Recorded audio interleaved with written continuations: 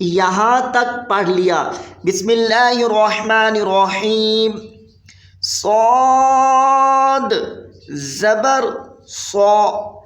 بتائیں پیارے، آپ نے مدنی قاعدہ کے 9 سبقوں میں اس حرف کو پڑھا بھی ہے یا نہیں؟ جی الحمدللہ پڑھا ہے۔ کس سبق میں؟ تیسرے سبق میں۔ تیسرے سبق کا نام کیا تھا؟ حرکات۔ آپ تکا اندازہ تو نہیں لگا رہے، ہمیں دکھائیں تیسرے سبق میں یہ حرف کہاں لکھا ہوا ہے؟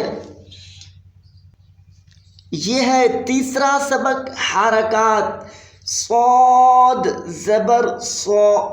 ماشاء اللہ، اگر آپ کو آپ کے بچے یا بچی کو مدنی قاعدہ کے 9 سبق آتے ہیں، یاد ہیں، تو رب کا کلام پڑھنا آسان ہے۔ حرکات کسے کہتے ہیں، کیسے پڑھیں گے؟ حروف مدہ کسے کہتے ہیں، کیسے پڑھیں گے؟ اگر بھول گئے ہیں تو پریشان کیوں ہو رہے ہیں؟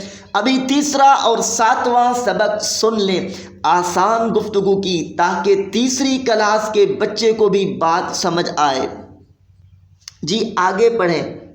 واو الف زبر وا۔ بتائیں پیارے، آپ نے مدنی قاعدہ کے 9 سبقوں میں اس حرف کو پڑھا تھا یا نہیں؟ جی الحمدللہ پڑھا تھا۔ کس سبق میں؟ 7ویں سبق میں۔ 7ویں سبق کا نام کیا تھا؟ حروف مدہ۔ آپ تکا اندازہ تو نہیں لگا رہے، ہمیں دکھائیں 7ویں سبق میں یہ حرف کہاں لکھا ہوا ہے؟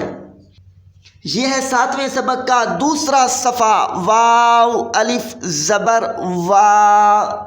ماشاء اللہ، اگر آپ کو آپ کے بچے یا بچی کو مدنی قاعدہ کے 9 سبق آتے ہیں، یاد ہیں، تو رب کا کلام پڑھنا آسان ہے۔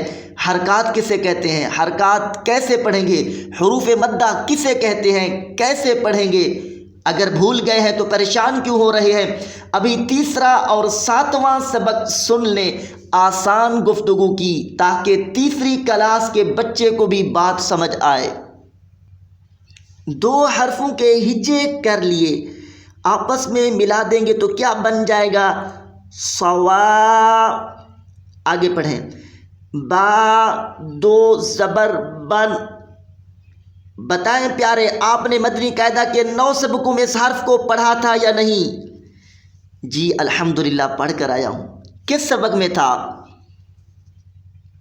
5ویں سبق میں۔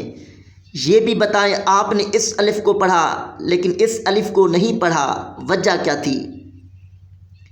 اس سے پہلے 1 زبر ہے، اس الف سے پہلے 2 زبریں ہیں، 2 زبر آنے کی وجہ سے الف نہیں پڑھیں گے۔ اگر 1 زبر ہوگی تو الف کو پڑھیں گے۔ ماشاءاللہ، 3 حرفوں کے ہجے کر لیے، اب ان کو آپس میں ملا دیں تو کیا بن جائے گا؟ ثوابن۔